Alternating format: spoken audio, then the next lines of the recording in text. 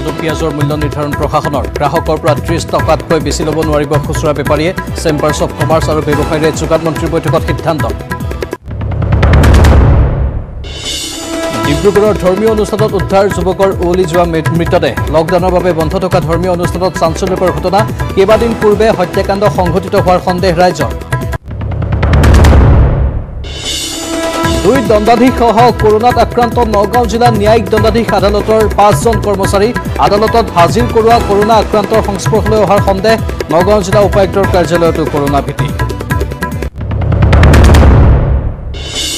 তথ্যজনলৈ বৃদ্ধি অসমত কৰোনাত মৃত লোকৰ সংখ্যা পুনৰ কৰোনাত আক্ৰান্ত 2 জন লোকৰ মৃত্যু দিছপুৰৰ বৰঘৰতো কৰোনাৰ হাতোৰা ধেমাজিত শোকাবহ আৰু ভয়ংকৰ পথ দুৰ্ঘটনা দলঙৰ ৰেলিং ভাঙি 5 আৰোহী সহ নৈত পৰিল তীব্ৰবেগী বাহন এতিয়াও সন্ধানহীন 3 জন জীৱন্তে উদ্ধাৰ মাতৃ কন্যা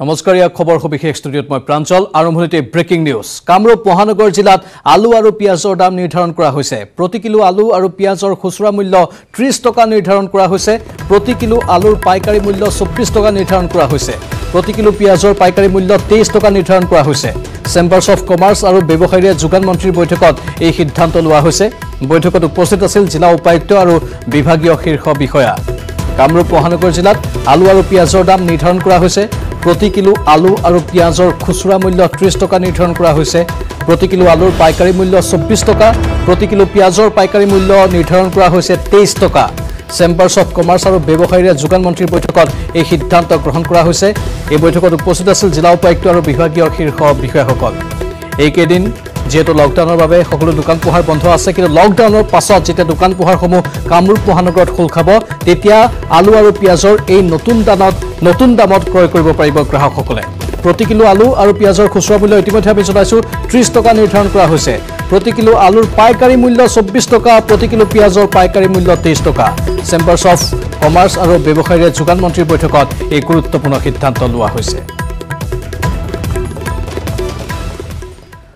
ডিব্ৰুগড়ৰ ধৰ্মীয় অনুষ্ঠানত যুৱকৰ ওলি যোৱা মৃতদেহ উদ্ধাৰ কৰা হ'ল মিচিং সম্প্ৰদায়ৰ পবিত্ৰ মুৰুং গৃহৰ ওপৰত ওলাল এই মৃতদেহটো পৰিচয় উদ্ধাৰ হোৱা নাই মুৰুং ভৱনৰ পুথিভঁৰালত উদ্ধাৰ হোৱা মৃতদেহটো কেইবাদিনো পূৰ্বে হত্যাকাণ্ড সংঘটিত হোৱাৰ সন্দেহ কৰিছে প্ৰত্যক্ষদৰ্শীয়ে ডিব্ৰুগড় আৰক্ষীয়ে উদ্ধাৰ কৰি মৰণোত্তৰ পৰীক্ষাৰ বাবে প্ৰেৰণ কৰিছে মৃতদেহটো মৃত লোকজনৰ পেণ্টৰ পকেটত উদ্ধাৰ হৈছে দুটা মোবাইল ফোন দুটাৰ সহায়তে মৃতকৰ পৰিচয় উদ্ধাৰৰ চেষ্টা চলাইছে আৰক্ষীয়ে লকডাউনৰ বাবে বন্ধ হৈ থকা ধৰ্মীয় গৃহত মৃতদেহ উদ্ধাৰ হোৱা ঘটনাই সৃষ্টি কৰিছে চাঞ্চল্যৰ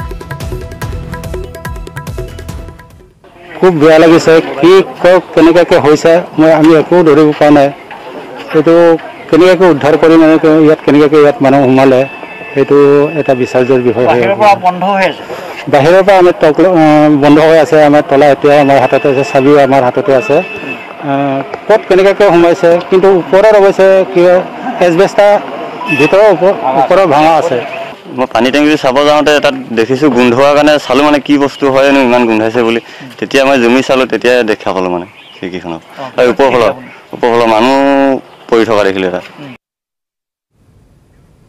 কৰোনা ভিত্তিক নেওচি মৃতকৰ শেষকৃত্যত হাজাৰ হাজাৰ লোক উপস্থিত হ'ল ধিঙত চৰকাৰী নীতি নিৰ্দেশনা সম্পূৰ্ণ অংগুষ্ঠ প্ৰদৰ্শন কৰা হ'ল ধিং সমষ্টিৰ বিধায়ক আমিনুল ইছলামৰ পিতৃ তথা জনপ্ৰিয় ধাৰ্মিক ব্যক্তি খাইৰুল ইছলাম মুফতিৰ জানাজালৈ ওলাই আহিল হাজাৰ হাজাৰ লোক আমি দৃশ্য দেখুৱাইছোঁ আপোনালোকক যি সময়ত কৰোনা মহামাৰীয়ে ভয়ংকৰ ৰূপ ধাৰণ কৰি আছে সেই সময়তে এনেধৰণে হাজাৰ হাজাৰ লোক একেলগে সমবেত হ'ল আনকি যেহেতু কঠোৰ নিৰ্দেশ দিয়া হৈছে যি সময়ত এনে পৰিস্থিতিত যদি কোনো লোকৰ মৃত্যু হয় তেনেহ'লে সেই মৃত লোকৰ সৎকাৰৰ সময়ছোৱাটো কেইজনমান নিৰ্দিষ্ট ব্যক্তিৰ বাহিৰে অধিক সংখ্যক লোক গোট খাব নোৱাৰিব কিন্তু তাৰ বিপৰীতে এই দৃশ্য দেখা গ'ল ধিঙত জনপ্ৰিয় ব্যক্তিগৰাকীক শেষ শ্ৰদ্ধাঞ্জলি জনাবৰ বাবে উত্তৰ পূব ভাৰতৰ আমিৰে শৰিয়ত আলহাজ মৌলানা খাইৰুল ইছলামৰ জানাজাত হোৱা এই জনস্ৰোতে কিন্তু আন এক আশংকাৰো সৃষ্টি কৰিছে উল্লেখযোগ্য যে বহু বিশিষ্ট ব্যক্তিৰ লগতে প্ৰয়াত মৌলানাগৰাকীৰ জানাজাত উপস্থিত থাকে নগাঁও সাংসদ প্ৰদ্যুৎ বৰদলৈ কৰোনা ভিত্তিক নেওচি মৃতকৰ শেষকৃত্যত হাজাৰ হাজাৰ লোক উপস্থিত হোৱা দেখা গ'ল ধিঙত চৰকাৰী নীতি নিৰ্দেশনাক সম্পূৰ্ণৰূপে অংকুষ্ঠ প্ৰদৰ্শন কৰা হ'ল দিং সমষ্টিৰ বিধায়ক আমিনুল ইছলামৰ পিতৃ তথা জনপ্ৰিয় ধাৰ্মিক ব্যক্তি খাইৰুল ইছলাম মুফতিৰ জানাজালৈ ওলাই আহিল এনেধৰণে হাজাৰ হাজাৰ লোক। লকডাউনৰ দিশে এতিয়া কাছাৰ জিলা। কাছাৰত বৃদ্ধি পাইছে কৰোনা আক্ৰান্তৰ সংখ্যা। জিলাখনত কৰোনাৰ অৱস্থিতি ধৰা পৰা 5 জনৰে নাই কোনো ট্ৰেভেল হিষ্ট্ৰী। উল্লেখযোগ্য যে কামৰূপ মহানগৰ জিলাত লকডাউন প্ৰযোজ্য কৰাৰ পাছত বাকী 6খন জিলাৰ পৰিস্থিতিৰ ওপৰতো তীক্ষ্ণ নজৰ ৰাখিছে স্বাস্থ্য বিভাগে।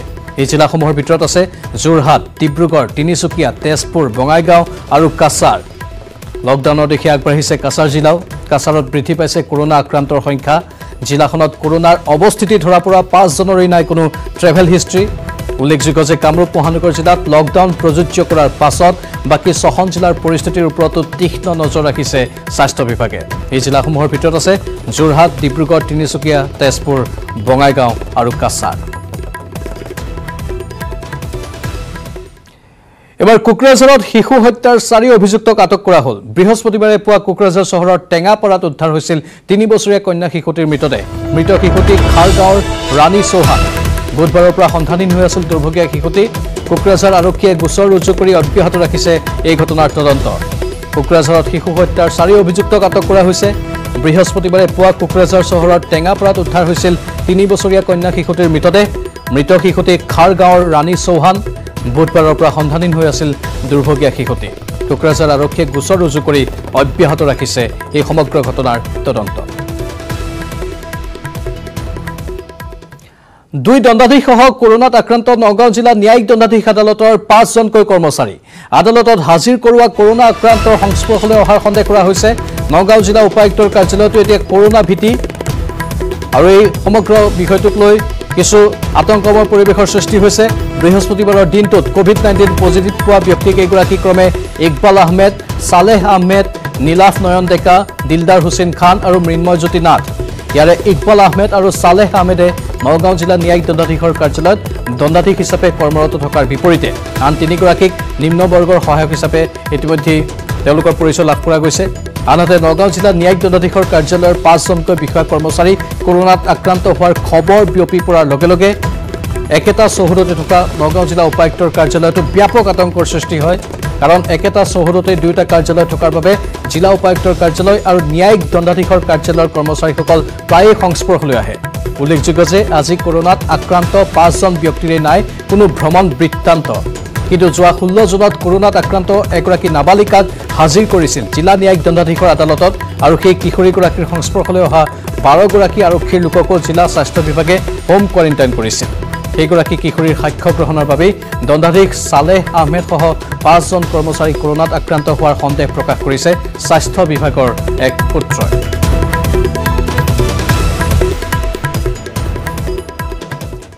এতিয়া দিছপুৰৰ বৰঘৰতেই থিতাপি লৈছে কৰোনাই। কন্যাসহ কৰোনাত আক্ৰান্ত বৰক্ষেত্ৰী সমষ্টিৰ বিজেপি বিধায়ক নাৰায়ণ ডেকা। কোৱাৰেণ্টাইনত বকুৰ কংগ্ৰেছ বিধায়িকা নন্দিতা দাসৰ পুত্ৰ। দিছপুৰৰ বৰঘৰত কৰোনা, কাকো ৰেহাই দিয়া নাই মহামাৰী কৰোনাই। এবাৰ দিছপুৰ বিধায়ক আৱাসত হাহাকাৰ অৱস্থাৰ সৃষ্টি কৰিছে অদৃশ্য শত্ৰু কৰোনাই। কন্যাসহ কৰোনাত আক্ৰান্ত বৰক্ষেত্ৰী সমষ্টিৰ বিজেপিৰ বিধায়ক নাৰায়ণ ডেকা। এনে পৰিস্থিতিত কৰোনা ভীতিয়ে গ্ৰাস কৰিছে বিধায়ক আৱাসৰ আন বিধায়ক আৰু তেওঁলোকৰ পৰিয়ালক। কিয় কণ্টেইনমেণ্ট জোন হোৱা নাই বিধায়ক ডেকাৰ আৱাস? কোভিড-19ৰ বিৰুদ্ধে সন্মুখৰ পৰা যুঁজ দি আক্ৰান্ত হৈছে চিকিৎসক, কেতিয়াবা পুলিচ, আৰু তাৰ লগতে এতিয়া আক্ৰান্ত হৈছে ইজনৰ পিছত সিজনকৈ জনপ্ৰতিনিধি। প্ৰথমে কৃষ্ণেন্দু পাল আৰু এইবাৰ বৰক্ষেত্ৰীৰ বিধায়ক নাৰায়ণ ডেকা। নাৰায়ণ ডেকা আৰু তেওঁৰ কন্যাক যোৱা হৈছে গুৱাহাটী চিকিৎসা মহাবিদ্যালয়লৈ। বুধবাৰে নিশা 10 বজাত GMCHত ভৰ্তি কৰোৱা হয় বিধায়ক নাৰায়ণ ডেকাক।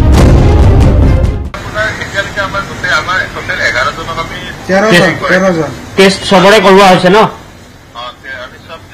বাকীখিনি সব নিগেটিভ।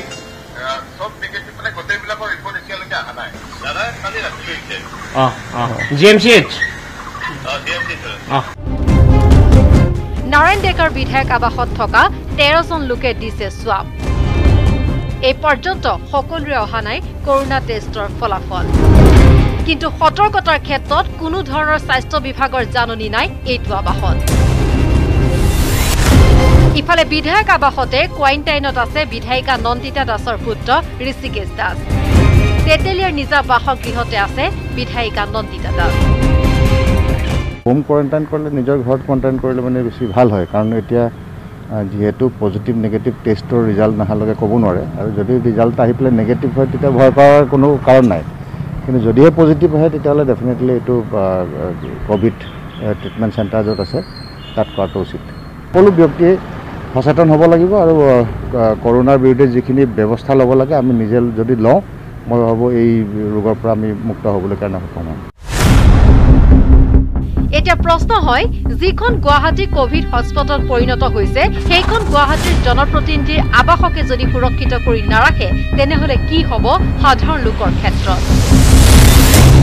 কেমেৰাত বিপ্লৱ পাল আৰু নিতুল কৃষ্ণৰ সহযোগত ৰাজু বৰুৱা আৰু Bipul Barman, News 18 Assam North East. আৰু বাতৰিখিনিতে সময় হৈছে চমু বাণিজ্যিক বিৰতিৰ। ক্ৰীড়া সাংবাদিক দিৱস উপলক্ষে অসমৰ সাংবাদিকসকললৈ শুভেচ্ছা জনালে হিমা দাসে। কি কয় হিমা দাসে শুনাই লৈছো। নমস্কাৰ, মই হিমা দাস। আজি বিশ্বৰ ক্ৰীড়া সাংবাদিক দিৱস, গতিকে সমূহ ক্ৰীড়াৰ লগত জড়িত থকা সাংবাদিকসকললৈ মোৰ ফালৰ পৰা বহুত বহুত শুভেচ্ছা আৰু ধন্যবাদ জ্ঞাপন কৰিছোঁ। আৰু বিশেষকৈ অসমৰ ক্ৰীড়া ক্ষেত্ৰখনৰ লগত জড়িত হৈ থকা সমূহ সাংবাদিকসকললৈ মোৰ ফালৰ পৰা বহুত বহুত অভিনন্দন, যিহেতু আমাৰ অসমৰ ক্ৰীড়া জগতখন বিশ্বৰ বুকুত তথা ভাৰতৰ বুকুত প্ৰতিষ্ঠা কৰিবলৈ যিখিনি কাম অসমৰ সাংবাদিকসকলে কৰি আছে, ক্ৰীড়া সাংবাদিকসকলে কৰি আছে, গতিকে সকলো ক্ৰীড়া সাংবাদিকলৈ মোৰ ফালৰ পৰা বহুত বহুত ধন্যবাদ।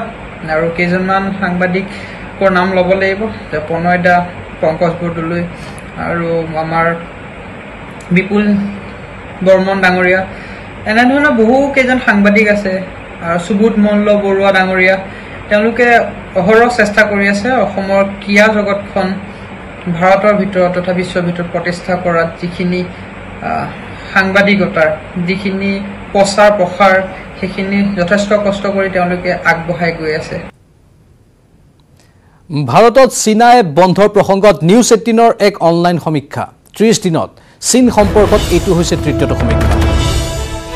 নেটৱৰ্ক 18ৰ ৱেবছাইট, ছ'চিয়েল মিডিয়া একাউণ্ট তথা CNN News 18, News 18 India, News 18ৰ আঞ্চলিক ভাষাৰ account, CNBC TV 18, Moneycontrol আৰু ফাৰ্ষ্ট পোষ্টৰ জৰিয়তে চলোৱা হৈছিল এই সমীক্ষা। 1 জুলাইৰ পৰা 24 ঘণ্টাৰ বাবে চলোৱা হৈছিল এই অনলাইন সমীক্ষা। সমীক্ষাটোত সোধা হৈছিল মুঠ 7টা প্ৰশ্ন। সেই অনুসৰি সমীক্ষাত 89% ভাৰতীয়ই চীনা এপ বন্ধৰ সমৰ্থন কৰে। 87%ই আন চীনা এপসমূহো বন্ধৰ পোষকতা কৰে। 57%ৰ মতে চীনা এপসমূহে ভাৰতীয় নিয়ম মানি চলাৰ প্ৰতিশ্ৰুতি দিলেও নিষেধাজ্ঞা উঠাই ল'ব নালাগে। 77%ই নিষেধাজ্ঞা উঠাই ল'লেও চীনা এপ ব্যৱহাৰ নকৰোঁ বুলি মন্তব্য কৰে। 72% লোকৰ মতে ই-কমাৰ্চ প্ৰতিষ্ঠানসমূহে চীনা সামগ্ৰীত স্পষ্টকৈ মেড ইন চাইনা লেবেল লগাব লাগে। 82% ভাৰতীয়ই হাৱাই, জেটি আদি চীনা প্ৰতিষ্ঠানৰ টেলিকম সামগ্ৰী ব্যৱহাৰৰ বিৰোধিতা কৰে।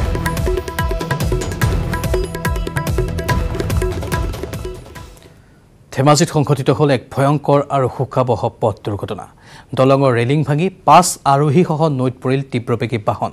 প্ৰত্যক্ষদৰ্শীয়ে মাতৃকন্যাক উদ্ধাৰ কৰিলে যদিও এতিয়া সন্ধানহীন হৈ আছে পিতৃকন্যাৰ লগতে গাড়ী চালকজন। ধেমাজিৰ চিচিবৰ গাঁৱত শোকাবহ দুৰ্ঘটনা। গেলুৱা নৈৰ দলঙৰ ৰেলিং ভাঙি নৈত পৰিল ছুইফ্ট ডিজায়াৰ। ভৰা নদীৰ কোবাল সোঁতত উটি গ'ল অভিশপ্ত বাহনখন। গাড়ীৰ ভিতৰৰ পৰা মাতৃকন্যাক উদ্ধাৰ। এতিয়াও নদীত সন্ধানহীন পিতৃকন্যা আৰু চালক। বৃহস্পতিবাৰে পুৱাই অত্যন্ত মৰ্মান্তিক দুৰ্ঘটনাৰ সাক্ষী হ'ল ধেমাজিৰ চিচিবৰ গাঁওবাসী। অতি উদ্যমেৰে পত্নী আৰু 2 দুহিতা কুকি আৰু ৰিকিক লৈ চিলাপথাৰৰ এক বিবাহ অনুষ্ঠানলৈ গৈছিল লখিমপুৰৰ লীলাবাৰীৰ টংকেশ্বৰ কলিতা।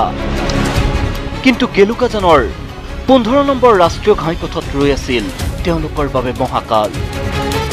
টংকেশ্বৰ কলিতাৰ পৰিয়ালটোৱে যাত্ৰা কৰা ৰঙা ৰঙৰ ছুইফ্ট গাড়ীখনে বিসংগতিপূৰ্ণ গেলুকাজান পকী দলঙৰ ৰেলিং ভাঙি নদীত পৰি যায়।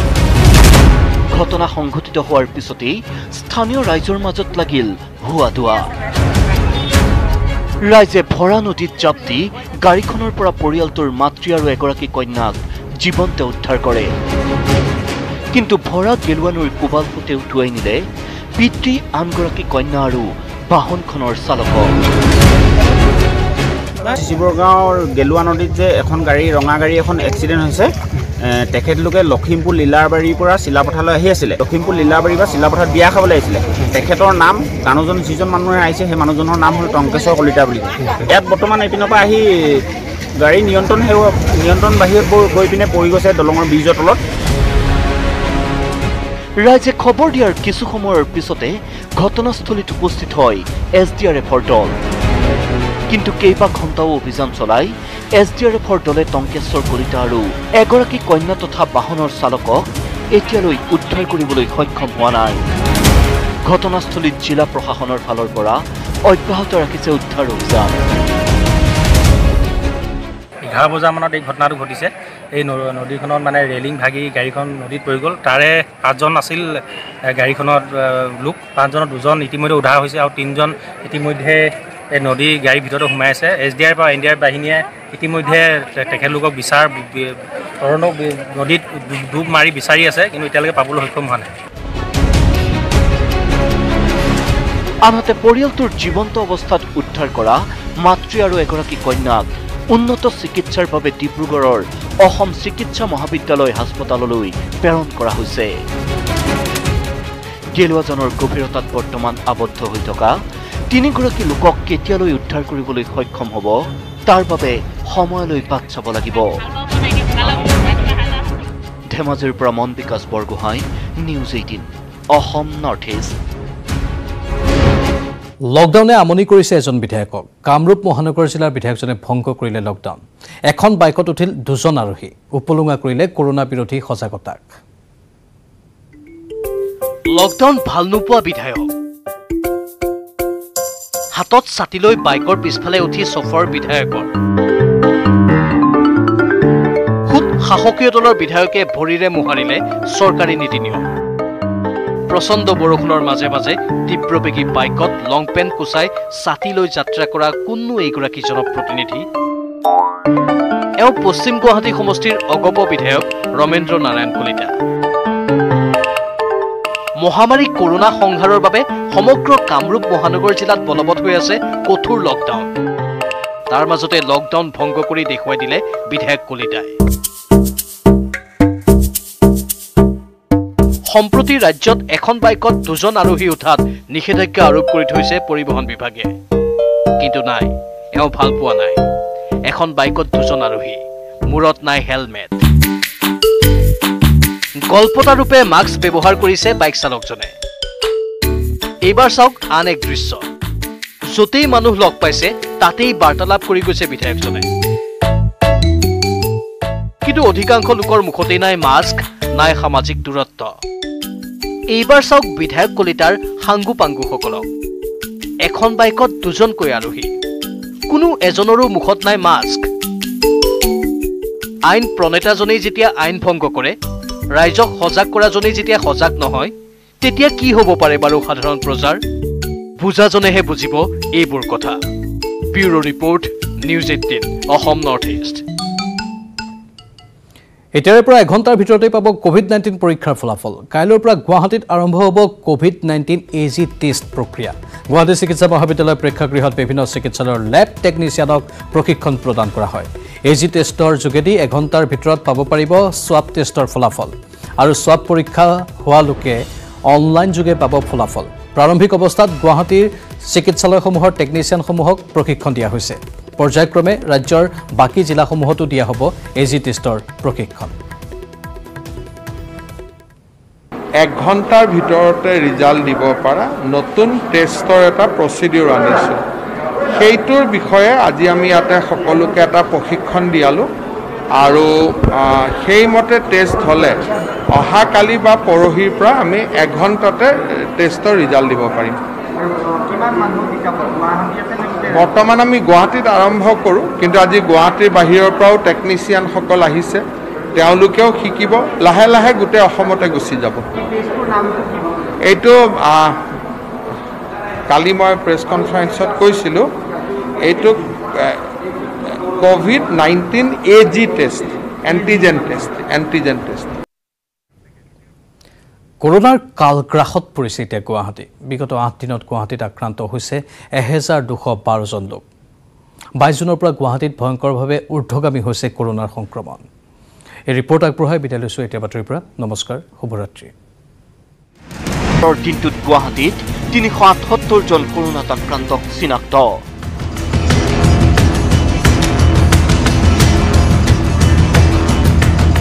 ইফালে অসমৰ চিকিৎসা সেৱাৰ হৃদপিণ্ড গুৱাহাটী মেডিকেল কলেজ হাস্পতালত কৰোনাৰ সংক্ৰমণে লৈছে ভয়াৱহ ৰূপ। কৰোনা ৰোগীৰ সোৱাব পৰীক্ষা কৰা মাইক্ৰবায়োলজি বিভাগত হৈছে সৰ্বাধিক সংক্ৰমণ। বুধবাৰে গুৱাহাটী মেডিকেল কলেজ হাস্পতালৰ চিকিৎসক নাৰ্ছসহ 10 গৰাকী কৰোনাত আক্ৰান্তক চিনাক্ত কৰাৰ পিছত বৃহস্পতিবাৰে পুনৰ গুৱাহাটীৰ মাইক্ৰবায়োলজি বিভাগৰ সহকাৰী অধ্যাপকৰ দেহত পোৱা গ'ল কৰোনাৰ অৱস্থিতি। কৰোনাত আক্ৰান্ত সহকাৰী অধ্যাপকগৰাকী মানসজ্যোতি তাও। মাইক্ৰবায়োলজি বিভাগৰ লেবৰেটৰীত কাম কৰিছিল অধ্যাপকগৰাকীয়ে। বুধবাৰে মাইক্ৰবায়োলজি বিভাগৰ মুৰব্বী অধ্যাপকসহ আন এজন চিকিৎসক আক্ৰান্ত হৈছিল কৰোনাত। প্ৰথম অৱস্থাত মাস্ক পৰিধান, সামাজিক দূৰত্ব আদি চৰকাৰী নিৰ্দেশনাসমূহ পালন নকৰাৰ পৰিণাম যেন ভুগিব লাগিব গুৱাহাটীবাসীয়ে। এই পৰ্যন্ত পাণ্ডু, মালিগাঁও, ফাঁচী বজাৰ, পল্টন বজাৰ, খটাশিল, আমবাৰী, খানাপাৰা আদি অঞ্চল কৰোনাৰ হটস্পট হিচাপে পৰিগণিত হৈছে। গুৱাহাটীবাসীক অধিক গণসংক্ৰমণৰ পৰা ৰক্ষাৰ শেষ প্ৰচেষ্টা হিচাপে চৰকাৰে ঘোষণা কৰা 14 দিনীয়া লকডাউন কিমান ফলপ্ৰসূ হয় তাৰ ওপৰতে নিৰ্ভৰ কৰিব গুৱাহাটীৰ ভৱিষ্যত। Bureau report, News 18, Assam North east.